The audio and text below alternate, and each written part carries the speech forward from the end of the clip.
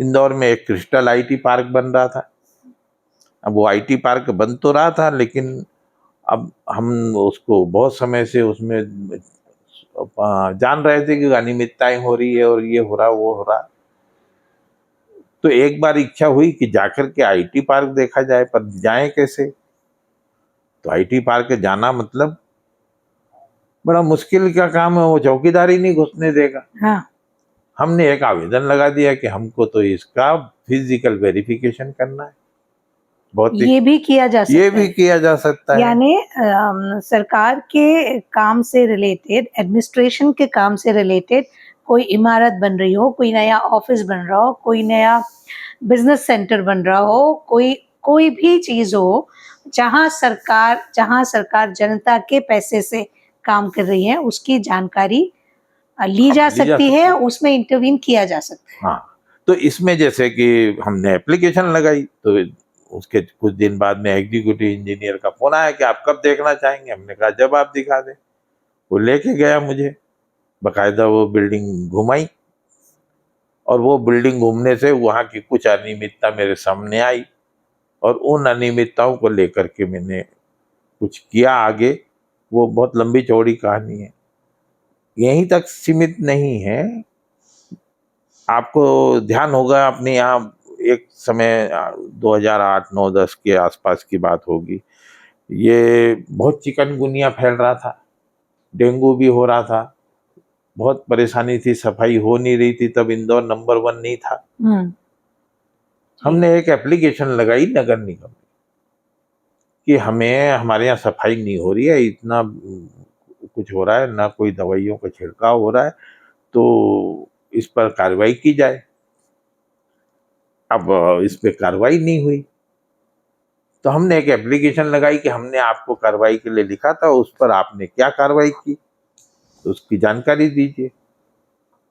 तो उनने एक नोट शीट बनाई आखिर में, और उसमें लिख लिया कि फला तारीख को हमने यहाँ पर दलील लगाई, क्लोरोक्विन बंटवाई, और बेंटेक्स नाम की दवाई जो मक्खी मार दवाई है वो छिड़काई, और फिनाइल छिड़काई।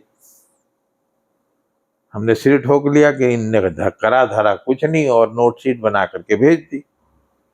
तो हमने एक एप्लीकेशन और लगा दी कि जो फिनाइल और बेंटेक्स दवाई और जो आपने क्लोरोक्विन बंटवाई, तो उसके सैंपल हमें दे दिए जाए। दो ये भी किया जा सकता है। बिल्कुल किया जा सकता है। वहां से लिख के आया कि आपको कोई अधिकार नहीं है सैंपल लेने का। हमने अपील लगाई, अपील में कमिश्नर ने अपील सुनी, हमने उनको किताब दिखाई कि ये सैंपल भी लेने का हमको अधिकार है, और क्योंकि 30 दिन हो गए हैं, अब 30 दिन में आपने जानकारी दी नहीं, इसलिए अब मुफ्त में लेने का अधिकार है। अच्छा, तो 30 दिन तक जो जानकारी है वो चार्जेबल है, वो 2 रुपए पर पेज आपको मिलेंगी। और यदि उनकी गलती से, यानी ऑफिसर्स की गलती से हमें वो 30 दिन तक ना मिले, तो फिर वो उनकी जिम्मेदारी है कि वो हमें मुफ्त में दे, बिल्कुल, फिर पैसे नहीं लगे। फिर पैसे नहीं ले सकते वो। ओके। तो फिर उनको मुफ्त में वो देना पड़ा सैंपल, और सैंपल कैसे देना उनको आइडिया नहीं था। उनको हमने सिखाया कि जैसे नगर निगम दूध वगैरह के सैंपल लेता है, वैसे ही हम भी लेंगे। तो हमने सारे नए टीन खुलवाए, और उसमें से निकलवा करके और 2-2 शीशियां भरवाई, सील लगवाई, सील लगा करके बकायदा उनसे पंचनामा करवाया, और एक एक उनको दिया कि भाई कल के दिन के लिए आप अपने पास रख लीजिए। तो वो एक बड़ा विचित्र कहानी थी, लेकिन उसमें थोड़ा सा और मजा तब आया जब हमने उस सैंपल को देखा, तो उसमें क्लोरोक्विन और बेंटेक्स ये दोनों दवाइयां स्टैंडर्ड कंपनी की थी, तो हमने जांच नहीं करवाई। लेकिन फिनाइल लोकल कंपनी की थी, तो हमने उसकी जांच करवाई। 21 दिन बाद में सरकारी लेबोरेटरी में जांच करवाई, वहां से रिपोर्ट आई कि ये फिनाइल तो काला तेल है, जला हुआ, जिसमें सिर्फ फिनाइल की खुशबू आ रही है, लेकिन फिनाइल है नहीं। तो हमने सोचा चलो अब नगर निगम को अब निपटाते हैं इसमें, लेकिन वहां से खबर लीक हो गई सरकारी लेबोरेटरी से, कि ऐसा कुछ इंक्वायरी हो रही है। और फोन आ गया मेरे पास कि आप तो उद्योग विरोधी काम कर रहे हो, आप तो उद्योग एसोसिएशन के प्रेसिडेंट हो और उद्योग के विरुद्ध में काम कर रहे हो। मैंने कहा क्यों? तो बोले वो फिनाइल का आप क्या करोगे जिसकी रिपोर्ट निगेटिव है? मैंने कहा उस पर कार्रवाई करवाऊंगा नगर निगम पर। उन्होंने कहा नगर निगम पे कोई कार्रवाई नहीं होनी है, नगर निगम तो पहले दिन ही सर्टिफिकेट ले लेती है जो फिनाइल सप्लाई करता है उससे कि ये लेबोरेटरी का सर्टिफिकेट है। तो मरेगा तो वो जिस उद्योग ने बनाया है। हमने कहा मरने दो, अगर कोई उद्योग गलत कर रहा है तो उसको मरना चाहिए। तो खैर इसमें बहुत दबाव मेरे पास में आए, बहुत कुछ हुआ, लेकिन सैंपल लेने का अधिकार हर सूचना के अधिकार अधिनियम में हर नागरिक को है। आप ये बहुत ही अच्छी बकायदा, सुविधा है। यानी अगर आपके घर के बाहर पेवर्स लग रहे हैं तो आप उस पेवर्स की जो क्वालिटी है उसके संबंध में जानकारी पहले तो नगर निगम से ले लीजिए कि किस स्टैंडर्ड के पेवर्स हैं, उसका स्पेसिफिकेशन तो होगा ना। उसके बाद में आप पेवर्स मांग लीजिए, आप भेज दीजिए उसको, उस स्टैंडर्ड का वो बना है कि नहीं। आप बन गई रोड, रोड का सैंपल ले सकते हैं। आप उनको कह सकते हैं कि आप हमको कोर कट करके और हमको सैंपल दीजिए, तो वो एक किनारे से कोर कटिंग की जो मशीन आती है उससे मशीन से निकाल कर देंगे। बस इतना ही है कि आपको चार्ज आपको देना पड़ेगा। 30 दिन के भीतर अगर दिया तो, 30 दिन से ऊपर हो गए तो फिर वो चार्ज भी नहीं लगेगा। फिर आप वो जो आपने सैंपल लिया है उसको लेबोरेटरी टेस्ट करा सकते हैं, आपको ऑफिशियल रिपोर्ट मिलेगी।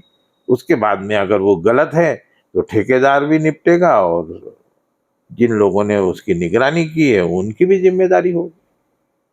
तो सूचना का अधिकार बहुत सीमित अधिकार नहीं है, बहुत विस्तृत, व्यवस्था को ठीक चलाए रखने के लिए एक बिल्कुल बड़ा टूल है। बहुत बड़ा टूल है।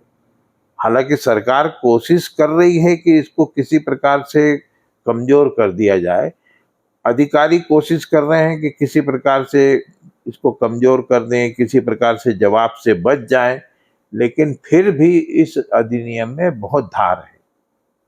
इसके जो मूल प्रावधान है उनको अभी तक कमजोर नहीं किया जा सका है। ये जरूर है कि बीच में थोड़े बहुत ऐसी स्थितियां परिस्थितियां बना दी गई कि आयुक्तों के ऊपर अंकुश आ गया।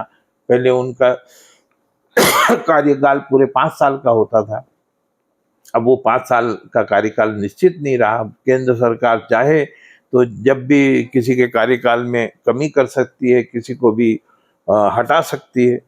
फिर निजी जानकारी को मौलिक अधिकार का दर्जा दे दिया गया। ये जो पुट्टास्वामी का जो केस था 2017 में, उसमें उसको मौलिक अधिकार दे दिया, तो बहुत सी निजी जानकारी अब उपलब्ध नहीं हो सकती। एक आम आदमी इसके जरिए से क्या-क्या कर सकता है? व्यवस्था को सुधारने के लिए या खुद की बेहतरी के लिए या किसी सिस्टम या किसी ऑफिस की बेहतरी के लिए वो क्या-क्या इन्फॉर्मेशन और कहाँ-कहाँ निकाल सकता है? देखिए, आम आदमी सरकार में कहीं भी किसी भी प्रकार की कोई कठिनाई उसको आ रही है तो वो उसको उसके ये सूचना के अधिकार के माध्यम से सॉल्व कर सकता यदि उसने किसी काम के लिए अप्लाई किया है या है। जी किसी हाँ, टेंडर के लिए अप्लाई किया है और उसको जवाब नहीं मिल रहा है तो वो सूचना के अधिकार में बिल्कुल, जानकारी मांग सकता है बिल्कुल मांग कि यदि सकता आपने मुझे नहीं दिया तो किसको दिया और क्यों, मतलब क्या क्वालिफिकेशन से दिया या क्या इसके नॉर्म्स थे, ये भी मांग सकता है। है। हर चीज मांग सकते हैं। इवन जैसे कि कोई पद के लिए इंटरव्यू किया गया, उसमें 4 लोग थे, उसमें वो एप्लीकेंट भी था और उसका चयन नहीं हुआ। अगर वो जानना चाहता है कि उसका चयन क्यों नहीं हुआ और जिसका चयन हुआ वो उसकी पात्रता क्या क्या थी, तो वो पूरी दस्तावेज मांग सकता है कि उसने क्या क्या दस्तावेज सबमिट किए थे, क्या मैंने सबमिट किया, उनका कंपैरिजन किस प्रकार से हुआ, उसको किस प्रकार से इंटरव्यू मार्क्स दिए गए, ये सारी चीजें सामने आ सकती। और मुझे ऐसे लगता है कि बहुत सारे लोगों को ये पता ही नहीं होगा कि वो ये कर सकते हैं। अदरवाइज इतने एग्जामिनेशंस में इतनी धांधलियां होती हैं, रिजल्ट्स में कई बार स्टूडेंट्स बोलते हैं कि हमने तो अच्छा किया था लेकिन उतना अच्छा रिजल्ट नहीं आया। पर या तो बहुत सारे लोगों को इसकी जानकारी नहीं है या तो वो सोचते हैं कि क्या करना है। नहीं, जानकारी नहीं है। ये सूचना जो है, इंफॉर्मेशन इज पावर, वो जैसे बोलते हैं नॉलेज इज पावर, तो इंफॉर्मेशन इज पावर। मैं 2005 के बाद से मैंने एक अपनी प्रक्रिया बना रखी है। मान लो सरकार में मैंने कोई ज्ञापन भेजा, वहां से कोई जवाब नहीं आया। 15 दिन बाद मैं एक आरटीआई भेज देता हूँ कि मेरे इस ज्ञापन पे क्या कार्रवाई हुई, वो दस्तावेज उपलब्ध कराएं। अब ये आम बात थी कि हम सरकार को कुछ लिख के भेज रहे हैं और वो देखे अनदेखी कर देते थे, वो कचरे के डब्बे में चला जाता था। अब सरकार में जब ये लोगों को मालूम पड़ गया, हर अधिकारी को, कि मेरे भेजे हुए ज्ञापन पे 15 दिन बाद आरटीआई आएगी जिसपे जवाब देना होगा, तो उस पे तो कार्रवाई तुरंत कर तो दी वो जाए। निश्चित रूप से भले ही उसको निगेट करें या उसको वो पास करें, मान्य करें, लेकिन कुछ ना कुछ कार्रवाई तो दर्ज करेंगे ही करेंगे। तो ये जो सूचना का अधिकार है, इसका एक बहुत छोटा सा उदाहरण आपको बताता हूँ।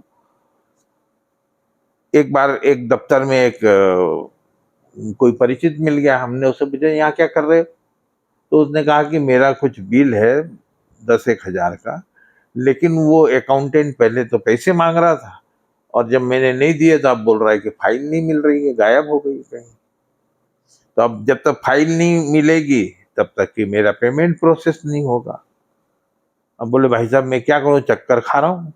मैंने कहा काय को चक्कर खा रहे हो, जेब में 10 रुपए हैं? उसने कहा हाँ। मैंने वहीं उसकी एप्लीकेशन बनाई कि फाइल के दर्शन करने। उसने एप्लीकेशन बनाई और जाकर के वहाँ 10 रुपए जमा कराए, एप्लीकेशन लगा दी कि मुझे फाइल के दर्शन करने।